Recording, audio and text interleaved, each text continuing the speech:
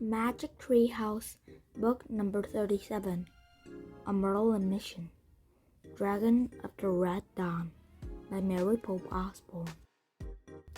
Chapter 1, For Merlin's Sake. Tap, tap, tap. Jack was dreaming that a white bird was pecking at his window. Tap, tap. A red bird appeared and pecked with the white bird. Tap, tap. Jack, wake up, said Annie. Jack opened his eyes. They're here, said Annie. Who, the birds? Said Jack. No, Teddy and Kathleen. Annie rushed to the window and waved outside. They're tossing pebbles at our windows. Teddy and Kathleen. Jack jumped out of bed and joined Annie at the window. The two young enchanters of Camelot were standing in Jack and Annie's front yard. They were dressed in long, dark clothes. They smiled and waved up at Jack and Annie. Merlin must have sent them, said Jack. Teddy made a walking motion with his fingers and pointed toward the Frog Creek woods. Annie nodded eagerly. They want us to meet them at the treehouse, she said to Jack. Hurry and get dressed before Mom and Dad wake up. Annie started out of Jack's room. When she got to the door, she turned. Oh, and don't forget to bring the wand of Dianthus. Jack threw on his clothes. He grabbed his backpack and peeked inside. The wand was there. Jack put his pack on his back.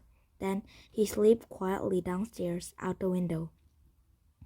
Annie was standing on the front porch. Let's go, she said. Jack and Danny rushed across their yard and dashed up the sidewalk. I wonder why they came for us, said Annie. I wonder where we're going, said Jack. I wonder everything, said Annie. Jack and Danny crossed the streets and hurried into the Frog Creek woods. The early marked trees looked wearily from winter, gray and brown with no leaves on them yet. Look, said Annie, out of breath. They're waiting for us. Jack looked up. Teddy and Kathleen were waving from the windows of the Magic Tree House. Jack grabbed the rope ladder and started up. Annie followed. When Jack and Danny climbed inside the tree house, they threw their arms around Teddy and Kathleen. We're so glad to see you, cried Annie. And we were happy to see you also, said Kathleen. The sea-girl's lovely water-blue eyes sparkled. Indeed, said Teddy. It has been too long. What's our mission this time? Asked Jack. Where's Merlin sending us? Teddy glanced at Kathleen. I fear Merlin does not even know we were here, said Teddy. We have come not at his bidding, but for his sake. What does that mean? Asked Jack. Merlin is not well, said Kathleen. He complains that he is getting old and fables that life is full of sorrows. He did not eat or sleep. Oh no, said Annie. All of Camelot wished to help him, said Teddy, but no one knows quite how. What can we do to help? Asked Jack. Teddy picked up the book from the corner of the treehouse. Throughout the age, people all over the world sought the secret of happiness, he said. Merlin wants you to search for 4 of these secrets to share with Merlin. She believed that the first one might be found here. Jack took the book from Teddy. He read the title aloud. A Journey to Old Japan. Oh, wow, we've been to Japan before, said Annie, before we meet you. Jack said to Teddy and Kathleen, we have an adventure with ninjas. Yes, Morgan told us, said Teddy, but she said that on that journey you visit the countryside. This time you must travel to the capital city. Are you guys coming with us? asked Annie. I'm afraid not, said Kathleen. We must return to Camelot, now help Morgan, since Merlin has fallen ill. She has taken on much of his work. You have the wand, do you not? Asked Teddy. Yep, said Jack. He reached into his backpack and took out the wand of Dianthus. The scrolled wand was shaped like a unicorn's horn. With the help of the wand, you will make your own magic, said Teddy. That's what Merlin said when he gave it to us, said Annie. But he didn't see how, said Jack. It is very simple, said Teddy. The wand has 3 rules. First, it only works for good for others. The wands can never be used for selfish reasons. Second, the wand works only after you have tried your very hardest without its help, said Kathleen. Do not attempt to use its magic too quickly. And third, the wand only works with a command of 5 words, said Teddy. So you must choose your words carefully. Can we review all of that, please? Asked Jack. Don't worry, I've got it, said Annie. We have to go. We have to help Merlin as soon as we can. If the treehouse takes us to Japan, how will you go back to the Camelot? Jack asked Teddy and Kathleen. Teddy and Kathleen held up their hands. They each wore sparkling blue rings. Our magic rings will take us home, said Kathleen, and this book from Camelot's library will bring you back home from Frog Creek, said Teddy, after you have completed your mission. He picked up another book lying in the corner. It was a book about Pennsylvania that Jack and Annie had used on their first magic treehouse adventures. Thanks, said Jack. Goodbye, said Annie. Take good care of Merlin. We will try, said Kathleen. She and Teddy raised their magic ring to their lips. They whispered words too softly for Jack and Annie to hear them blow on the rings. They whispered. As they blew, the young sorcerers began to fade into the cool morning air. In a moment, they had disappeared completely. Silence filled the treehouse.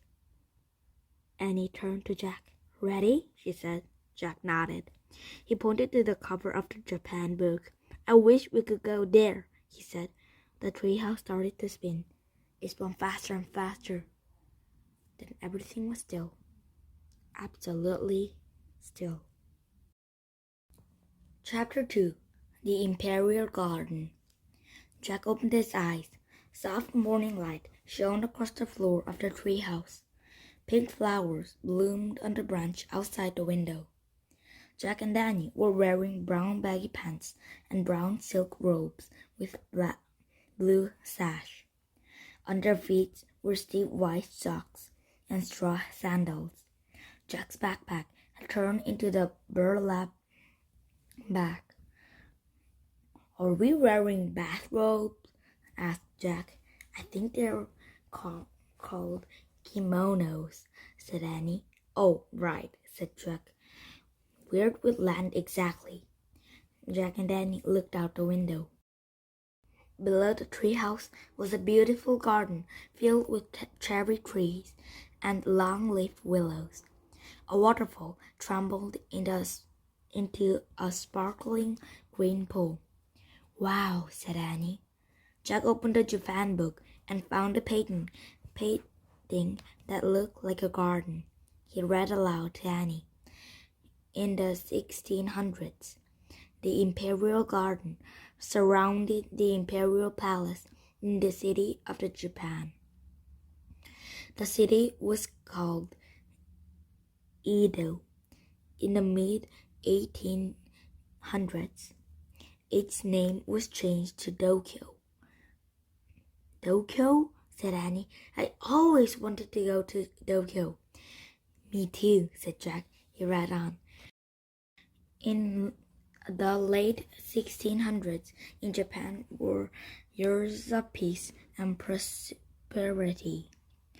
Art of tortures thrives, but it was a time when the country was completely closed to the outside world.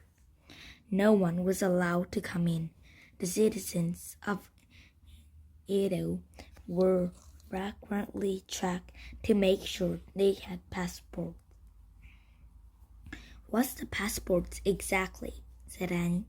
It's an official booklet that says who you are, said Jack. It also lists the different countries you traveled to. He read more.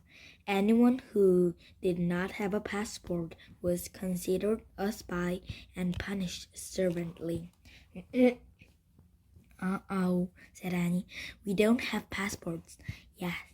Yeah, that's the problem, said Jack. Hey, what if we use the wand of Dianthus to make passports? Said Annie. Good idea, said Jack. He peeked inside his bag. Good, the wand of Dianthus was here.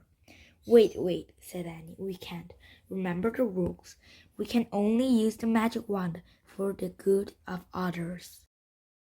All right, said Jack. And we have to try our hardest before we use the wand. We used the wand, said Annie. We hadn't tried anything yet, said Jack. I guess we should just start looking for the secret of happiness and hope no one catches, said Annie. Shh, said Jack. Listen. The bell was ringing in the distance. A ringing grew louder.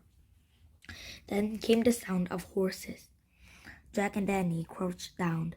They raised their heads just high enough to peek out the window. Through the flowery tree branches, they saw small processions coming through the garden. The man leading the processions was ringing a bell. Two men walked behind them, holding up banners. Behind them, four men rode slowly on horseback. They all wore baggy trousers and puffy shirts. Their heads were shaved except for knobs of black hair. Each had two swords, a long one and a short one, hanging from his belt. At the very end of the processions rode a man in the billowing purple robes and a small purple hat. Red tassels hung from the bridle of his large black horse. Jack looked at the research book again. He found the pictures that had looked like a man on the black horse. He read the captions to himself. In the 1600s, the military ruler known as Shogun lives in the center of the imperial garden in the palace that had hundreds of rooms. That last guy is a shogun, Jack whispered to Annie. He lives in the palace, big palace in the garden. He kept reading. Often the shogun's warriors traveled with him. They were called samurai. Oh man, whispered Jack. The other guys are samurai. He and Annie had barely escaped an armored samurai on their earlier trip to Japan. Samurai were excellent horsemen, well trained in the art of fighting. The code of samurai was strict. Samurai did not show their feelings. They had great powers to concentrations. They're gone, said Annie. Jack looked out the window. The shoguns and his samurai warriors had disappeared down the tree-shaded dirt road. We should get out of the imperial garden first, said Jack. If we stay here, we're just asking to be caught. How do we get out? Said Annie. Jack looked in the Japan book. He found a map of Edo. Look, he said. He pointed to the map. We have to get over this bridge and land away from the Imperial Garden into the city. The bridge is on the east side of the garden. The morning sun is over there, said Annie, squinting into the sunlight. So that must be east. Let's climb down and head it that way. Good plan. Then we'll be walking in the opposite directions of those samurai, said Jack. Right, said Annie. She started down the rope ladder. Be careful, said Jack. We don't want anyone to see us sneaking around the Imperial Garden. Jack put the Japan book into his burlap bag and slung the bag over his shoulder. As he stepped into the ladder, he nearly tripped on his kimonos. Oh, brother, he said. He held up the clothes and carefully climbed down. Jack joined Annie on the wide path. A gust of dry winds carried petals from cherry trees through the air. The long branch of the willows strayed over the grass. Jack and Annie began heading east, keeping their eyes and ears open for more people. They walked past flower beds and big rocks. They walked around the ponds with swans. They started down the narrow lane between blossoming cherry trees. Just as they came out from under the trees, Jack and Danny saw 4 men strolling toward them. One man was shorter and older than the others. He wore a straw hat and a tattered brown coat and used to walk sticks. The other 3 had robes hat with top knocks, and 2 swords hung from each of their belts. Samurai, whispered Jack. Yikes, said Annie. Run, said Jack. Jack and Danny turned around and started running back down the narrow lane. Jack heard a man running after them. Hells! Cried the samurai. Jack grabbed Annie's hands and they scrambled into the held. Out of breath, they turned to face the 3 samurai who were rushing toward them. Who are you? One of the samurai barked. He was holding up his sword. Why do you run from us? Are you spies? Just as Jack was about to answer, he heard a voice shout, Baku! Koto! The man with the walking sticks and straws hat was hurrying toward them. Baku, Koto, what are you doing here? He called out to Jack and Danny. Why did you not wait for me at the bridge? Chapter 3 Basho. The 3 samurai turned to the man with the walking stick. You know them, master? One asked. Yes, of course, the man said. This boy and girls are Baku and Koto, my best students. Hi, master, said Annie, pretending she knew who the man was. We couldn't find the bridge, so we came here to look for you, said Jack, and now you have found me, said the man. I'm sorry you were frightened by my friends. The samurai put away his sword. Forgive me, he said, bowing before Jack and Annie. Sure, no problem, said Annie. The samurai turned to the small man. We will leave you with your students now, he said. Thank you, most honored master, for your visit with us today. All 3 warriors bowed deeply before the man. Then they walked away. Why did the samurai call the small man most honored master? Jack wondered. When the samurai was gone, the man turned to Jack and Danny. His eyes twinkled. I believe you are safe now, he said. Thanks, said Annie, but I'm afraid we're not Baku and Koto. No, you're not, said the man. But you are not spies either, are you? No, said Jack. I did not think so. said the man. "That is why I thought you need my help." "Thank you," said Jack. You are most welcome," said the man. "Now perhaps you will tell me who you who you really are, and how you came to be here in the Imperial Garden." "Our names are Jack and Danny," said Jack, "and he paused. "It seems impossible to explain. Teddy and Kathleen's visit, Merlin's research book, Morgan's research book. We came here to search for a secret of happiness," said Annie. The man smiled. "I believe that is something we all seek," he said.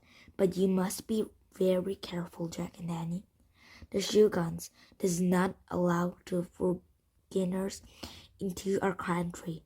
If you do not have passports, you could be caught and punished." "We know," said Annie. "What should we do?" "Perhaps you should travel with me today," said the man. "You can continue to me my students, Baku and Koto." Good plan," said Jack. "You must remember, seek harmony with your surroundings," said the man. "Observe the peoples of Edos and do as they do. If you do not stand out, you will not be noticed by the samurai." "Got it," said Annie. "Seek harmony with your surroundings. Observe the people of Edos as they do." Jack repeated to himself. "Come," said the man. He started walking briskly through the garden. Jack and Danny hurried after him. "Excuse me, but what's your name?" Annie said. "My friends call him Basho," the man answered. "Basho? That's a cute name," said Annie. "And why did the samurai call you most honored master?" asked Jack. "Because I am their teacher," said Basho. What do you teach them?" asked Jack. Basho smiled. "Today they learned how to listen to the crickets in the wood pile, he said, "and how to think like a frog." "Cool," said Jack. "Those might be warrior skills," he thought. "Special ways to listen for an enemy or jump around with their swords." He remembered how ninjas use secrets of nature to fight their enemies. Basho led Jack and Danny through the wooden gate in the high wall. They walked over the wide stone bridge that crossed the moat. When they came to the other side of the bridge, they followed the path that leads to a small boat docked in the river. 3 fishermen were loading wicker baskets into the long, flat-bottomed boats. Hundreds of shiny little fish were inside each basket. Basho walked over to the fisherman. "Good morning," he said. "Good morning, Master Basho," the fisherman said. All of them bowed. Everyone seems to know Basho, Jack thought. "May my students and I ride with you down the river?" asked Basho. "Oh yes, of course, Mr. Basho," one of the men said. "We would be most honored to carry you in our humble boat." "Thank you," said Basho. Jack and Danny followed Basho onto the deck of the boat and sat next to the wicker baskets. One of the fishermen untied the boat, and the others used long poles to push away from the dock. The men began pulling down the river. The fishing boat floated under the series of bridges, moving in and out of shadows and glittering lights. As it passed under one of the bridges, it scraped the bottom of the river. Basho, Jack, and Danny were thrown forward. "Forgive us, master," one of the fishermen called to Basho. "The river is very shallow. There had been no rain for a long time," said said another fisherman. "It is very worrisome to us." "Yes, it worries me too," said Basho.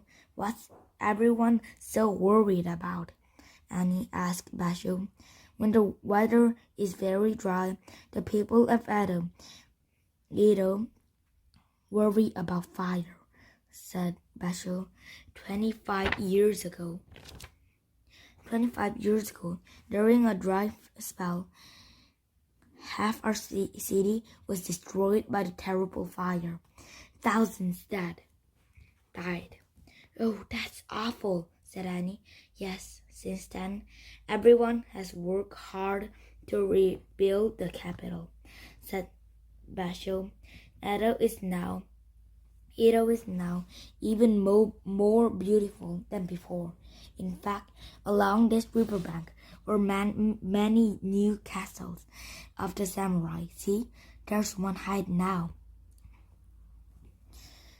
Basho pointed at the steep rock cliffs above the riverbank. Jack shaded his eyes as he looked at the curved roof and high stone walls of the samurai castle. Its largest room is called the Thousand Mat Hall," said Basho. "What does that mean?" asked Jack. "It means the rooms can hold 1,000 floors mats," said Basho. "Cool," said Annie. "Basho, where do you live?" Basho smiled. "My castle is on the other side of the Great Bridge," he said. Jack wondered how many mats Basho's castle could hold. Beyond the steep cliffs, the boat traffic grew heavier. Now there were many boats floating on the wide river, big sailboats, barges loaded with lumber, and flurries filled with passengers holding parasols. The fishing boats glided toward the crowded dock next to the market. In the market, thousands of gleaming fish were laid out on the table. Men and women also sold fish and the other sea creatures from baskets that hung from poles across their shoulders. "Shrimp, tuna, octopus, eel," they shouted. "Wait for us while we deliver the fish," Basho said to Jack and Danny. "Then we will travel farther on the river." The fisherman tied up the boat. Jack and Danny waited on the landing as Basho helped the crew unload the wicker baskets. Then each man put the basket on his head and started up the stone step that led to the fish market. "Oh no," said Annie. "Look." She pointed toward the other end of the dock. Jack looked. He saw several samurai getting off the boat. "Quick, grab the basket," he said. Jack and Danny each picked up the basket of fish. As Jack tried to lift the basket into his head, he tilted it. A couple of fish hit him on the nose as he fell to the dock. "Lift them, come on," whispered Annie, carrying the basket on their hands. Jack and Danny followed Basho and the fisherman up the step and delivered the fish to a young woman at one of the table. Jack glanced back at the river. The samurai were standing on the landing, tracking someone's passport. Jack looked at Basho. Basho was watching the samurai too. He turned to the fisherman. "Thank you for the ride," he said calmly, bowing to the man. We will walk from here." The fisherman nodded and smiled. "Good plan," Jack thought, relieved. "Come on, Basho." He led Jack and Danny away from the market. Soon they came to the busy road, crowded with pedestrians and travelers on horseback. As they walked along the crowd, Jack remembered Basho's word. "Seek harmony with your surroundings. He tried to blend in by walking at a speedy pace. Keeping his eyes down, he worried about directions. How will we ever find the secret of happiness, he wondered, if we have to keep dogging the samurai? Look at the bridge, said Annie. Jack glanced up. A high arched bridge spanned the river. Hundreds of people were walking across it. That is a great bridge, said Basho. It will lead us away from the heart of Edo to the bank of the Samurai River. Sumidai River, where I live. Great, said Jack. He hoped they would be safer away from the heart of Edo. Then maybe they could focus on their search for the secret. Jack, Annie, and Basho joined the crowd crossing the bridge. They walked single file, close to the wooden railing. Jack stared straight ahead, careful not to look anyone in the eye. He saw people having picnics on the other side of the bridge. Kids were flying red kite. What's that mountain? Said Annie. She pointed to the snow-capped mountain looming in the distance.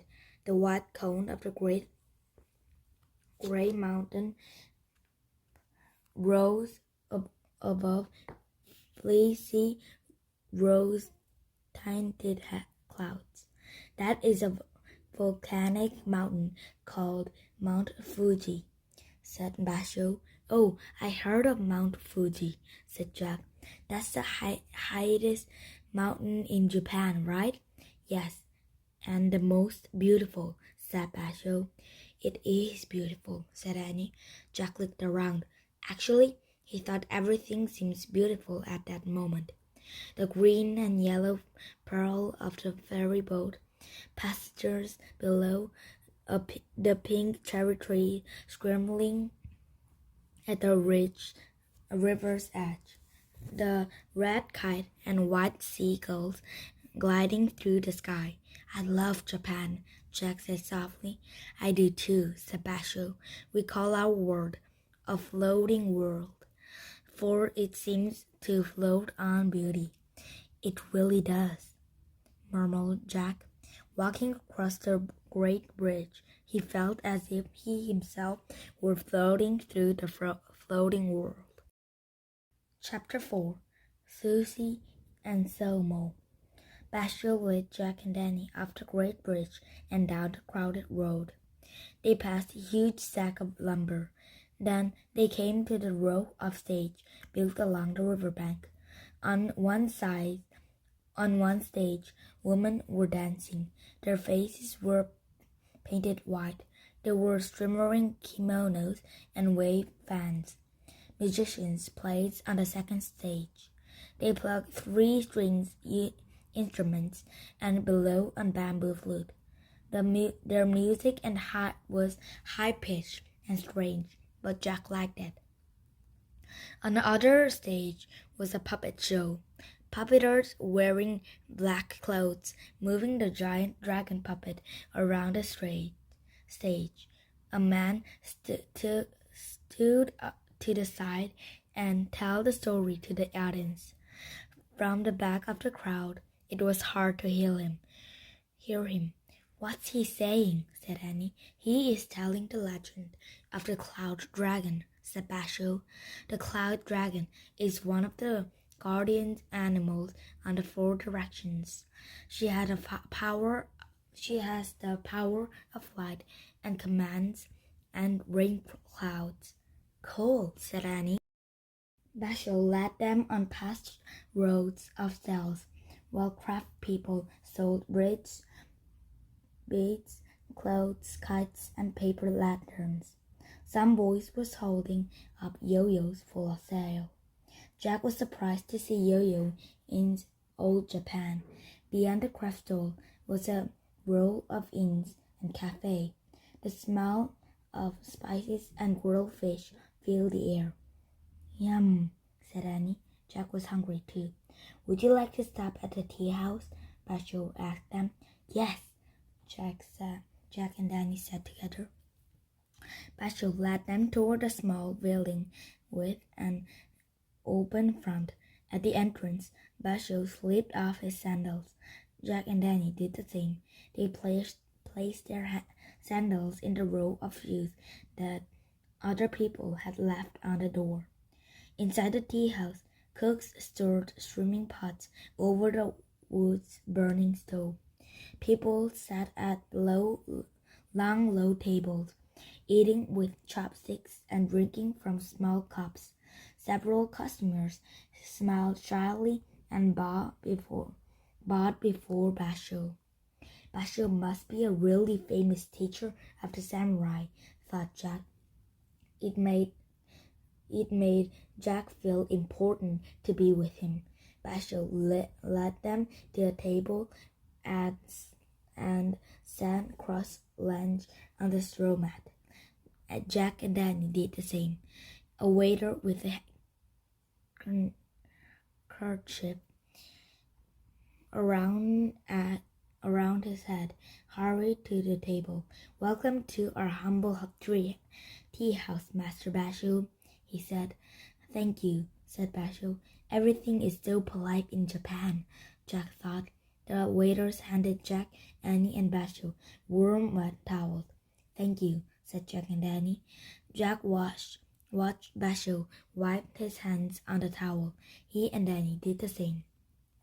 Then they all gave their towels back to the waiter.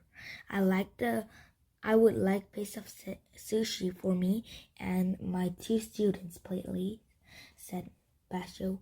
"Thank you," said the waiter, bowing. While they waited for their food, Jack studied the people in the room. Jack noticed that even little kids were eating with chopsticks. He and Annie had never had much luck using chopsticks in Asian restaurants back home. Soon the waiters brought over 3 plates of small cakes of sticky rice wrapped in dark green paper like strips. He also brought napkins and 3 pairs of chopsticks. Then the waiter had gone. Basho spoke to Jack and Danny in a soft voice so no one else would hear. "We call this sushi," he said. "It is rice with a piece of raw fish in the middle." "Raw fish?" said Jack. He gulped. "And what's this part?" Annie pointed at the paper wrapping. "Seaweed," said Basho. "Seaweed?" said Jack. "It is very good," said Basho. Jack was so hungry he was willing to try anything, even raw fish and seaweed. His only problem was the chopsticks. "Try in this way, Jack," said Annie. She carefully picked up the piece of sushi between the wooden ends of her chopsticks. Jack copied her. But as they both tried to bring their food to their mouth, their piece of sushi fell onto the table. Jack and Danny laughed and tried the second time. Annie was successful, but Jack dropped his sushi again. Without thinking, he grabbed it with his fingers and popped it into his mouth. Said Jack. The vinegar's tasting rice, the raw fish, and the green salty seaweeds were delicious. But Jack stopped in mid-chew. 2 samurai at another table was glaring at him. One of the men had a big scar on his face. The other had fierce dark eyes. Jack's throat was dry as he swallowed. "They saw me messed up with my chopsticks," he thought. "They can tell I'm not from Japan." He picked up another piece of sushi with his chopsticks. He glanced again at the samurai. They were watching him like hawks. Jack's hands felt shaky. He tried to stay calm. He remembered a passage from the research book. Samurai did not show their feelings. They had a great power of concentration. Jack tried very hard not to show his fear. He concentrated on holding the sushi with his chopsticks. He raised the sushi into his mouth and ate it calmly. He lowered his chopsticks and picked up another piece of sushi. He ate it calmly. When Jack looked back at the samurai, they were no longer watching him. Jack let out his breath. He picked up the last piece of sushi with his chopsticks and ate it calmly. Very good, said Basho, smiling at him. Thanks, said Jack. Let us go now, said Basho. Basho folded his napkin neatly and left it beside his plate. Jack and Danny did the same. Basho paid for their meals. Then they stopped at the entranceway and to pull on their shoes. As they stepped outside, a drum began beating loudly. A huge crowds were gathered in the grassy riverbank. What's happening? Annie asked. Come, I will show you, said Basho. People moved aside so Basho could lead Jack and Danny into the front of the crowd. A large ring had been marked off on the ground with straws. In the middle of the circle, two enormously fat men squatted at opposite sides of the ring. Each man looked as if he weighed more than 400 pounds. They clapped their hands. Then each began stamping his feet. Who are they? Said Annie, her eyes wide. Sumo wrestlers, said Basho. Sumo wrestling has been our most popular sport for over 1,000 years. The two wrestlers were now perfectly still, crouching down with clenched fists. They were glaring at one another.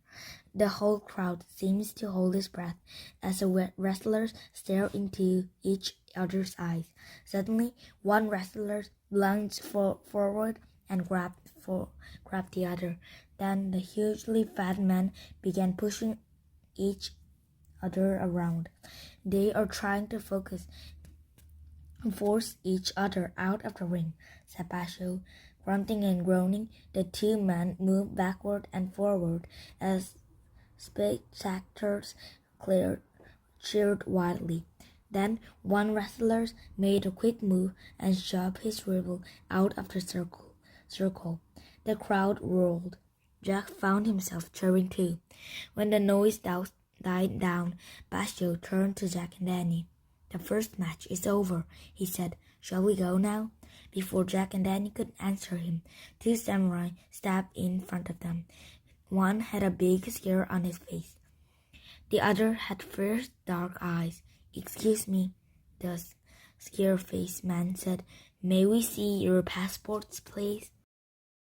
Chapter 5. An excellent student? Jack froze. Basho stepped forward. When the two samurai saw him, they bowed. Good afternoon, master, one said. Good afternoon, said Basho. These are my students, Kato and Boku. I am afraid they left their passports at home today. They are your students? Said the samurai with a scar. Yes, excellent students, said Basho. They have much natural talent. Ah, the two samurai looked at Jack and Danny with interest. Will you share our talent with us? One asked, smiling. What talent? Jack wondered frantically. Some samurai warrior talent? Basho saw Jack's confusion. Perhaps you would each receive one of your poems, he said. One of our poems? Squeaked Jack. What kind of samurai talent is that? He wondered. The samurai warriors had to know poems? Sure, said Annie. Here's the poem. She took a deep breath and then recited. Twinkle, twinkle, little star, how I wonder what you are. Above the world so high, like a diamond in the sky. The samurai with the scar nodded. Very good, Kato, he said. The little star twinkles like a diamond. The other samurai closed his eyes as if he were seeing the star. Yes, very good, he said. A sparkling diamond high above the world. Excellent. Both samurai then turned to Jack. "And you, Baku," one said. Jack stared at them. He couldn't remember any poem, not even the necessary rhyme. A poem? Right, said Jack. Let's see. Okay. He took a deep breath and said, "I love Japan. Oh man, I really love Japan. The island of Japan is cool." Jack bit his lip. He knew his poem was bad. He glanced at Annie. She looked as if she were trying not to laugh. The dark-eyed samurai turned to Basho. "An excellent student?" he said. Basho nodded. "Well, yes. Baku has a special talent. He needs work, but the talent is there." The samurai frowned. "You say he left his passport at home, Master Basho. Where is his home?" Just then, the drum beats started again. The samurai turned to look. A new sumo match was beginning. The two samurai moved closer to the ring to get a better look. Basho turned to Jack and Danny. "We should leave now," he said calmly. "I will take you to my home, where you will be safe." Jack, Annie, and Basho quickly left the sumo crowds and blended in with the shoppers walking down the busy street. Peddlers carried long poles over their shoulders, with baskets swinging on the ends. They shouted out their words: "Shoes and socks, cake and pastries, rope and twins." One woman had a large box strapped to her back. "Books, books!" she shouted. "No, thank you," said Jack. He loved books, but he kept going. He was afraid the samurai might show up again at any moment. The boy carried birdcage had shouted, "Birds, birds!" Suddenly, Jack felt the hands on his shoulder. He nearly had a heart attack, but it was just Basho. "I live that way," said Basho, pointing over the bridge. Jack and Danny walked with Basho over the small, narrow bridge that crossed the canal. Basho led them past the triples, then past small bamboo houses with chickens on their yards. Little children were spinning tops on the dusty ground. One called out, "Hello, Master Basho." Basho smiled and waved. Then Jack and Danny walked with Basho along the dirt path bordering the river. Tall pine trees lined the riverbank. A dry winds blow leaves and pine needles into the shallows. Jack started to breathe more easily. He felt safer now. The trail grew more narrow. The sun slipped behind the top of the trees. Jack was eager to get to Basho's castle. He looked for a steep roof and high stone walls like a castle on the samurai. Through the deepening shadows of twilight, Basho led them to the clearing not far from the river. At the center of the clearing was a pond overgrown with weeds. On the first side of the pond, moss-covered stone led to the door of the tiny hut. The hut was made of bamboo and had a roof of wood shingles. Next to the small hut was a large plant with a droopy green leaves. "Welcome to my castle," said Basho.